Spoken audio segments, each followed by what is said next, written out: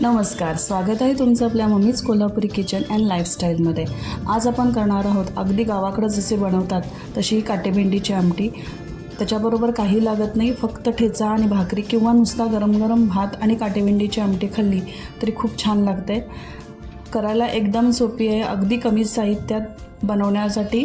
आपण हा व्हिडिओ अगदी शेवटपर्यंत बघा। चला तर आपण सुरू करूया। त्यासाठी काटेभेंडी आपल्याला 1/2 किलो लागतील। शक्यतो जून असावी काटेभेंडी, तर त्याचा रसा खूप छान होतो, नाहीतर मग कवळी असेल तर तो गिळगिळीत होतो। धुवून पुसून घ्यावी आणि नंतर ती व्यवस्थित सोलून घ्यायची आहे। दोन्ही बाजूच्या 2 कडा काढायच्या आणि अशा या पद्धतीनं सोलून घ्यायची। मी सगळ्या काटेभेंडी सोलून घेते।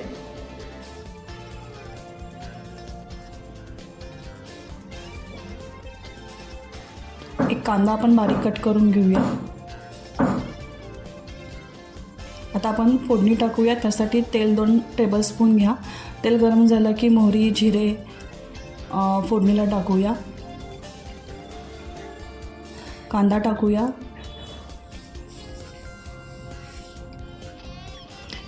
कांदा थोडासा परतला की आपल्याला हिंग आणि हळद 1/2 टीस्पून टाकायचं आहे।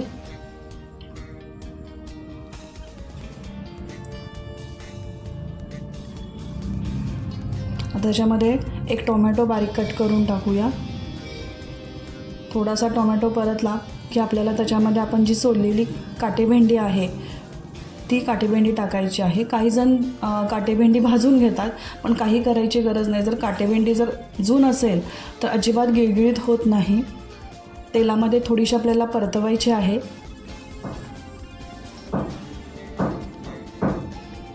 एक 2 मिनटं परतूया आणि त्याच्यावर झाकण ठेवून वाफ द्यायला ठेवूया। इकडे आपल्याला बेसन 2 टेबलस्पून घ्यायचं आहे आणि त्याच्यामध्ये थोडं पाणी घेऊन एक पातळसर असं मिश्रण तयार करायचं आहे।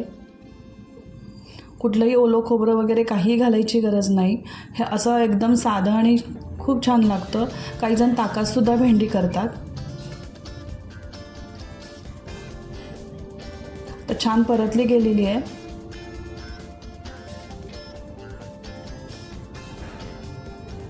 तर कांदा लसूण मसाला 3 टीस्पून टाका। तुमच्याकडं नसेल तर कुठलाही तुमचा मसाला टाका। थोडीशी तिखट अशी ही आमटी असते। तिखट व्यवस्थित परतून घ्या।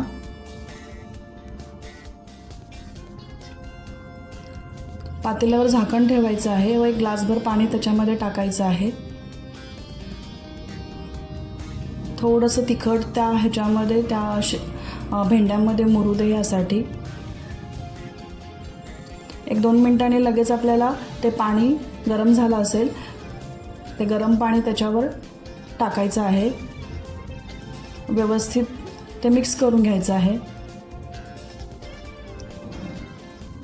आता बनवलेलं आपण बेसनचं मिश्रण त्याच्यामध्ये टाकायचं आहे। ही आमटी अगदी पातळसर अशी असते, पण चवीला खूप छान लागते। आपल्याला जसं पातळ हवं आहे त्या पद्धतीनं ते पाणी ॲडजस्ट करायचं आहे।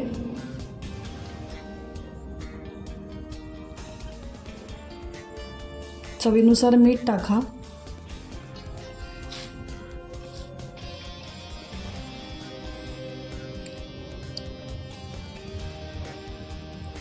आता व्यवस्थित शिजू द्या।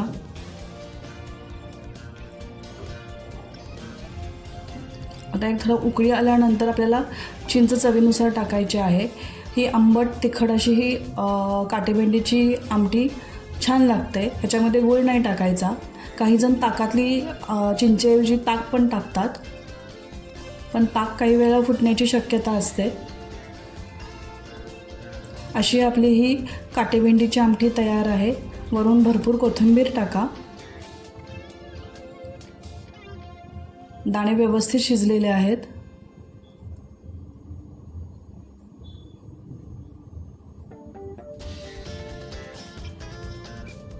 कोथिंबीर टाकून आपण गरम गरम भाकरी, मिरचीचा ठेचा आणि ही आमटी खूप छान लागते।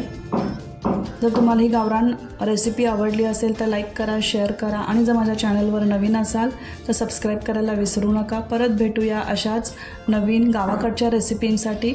तोपर्यंत मस्त खा आणि मस्त राहा.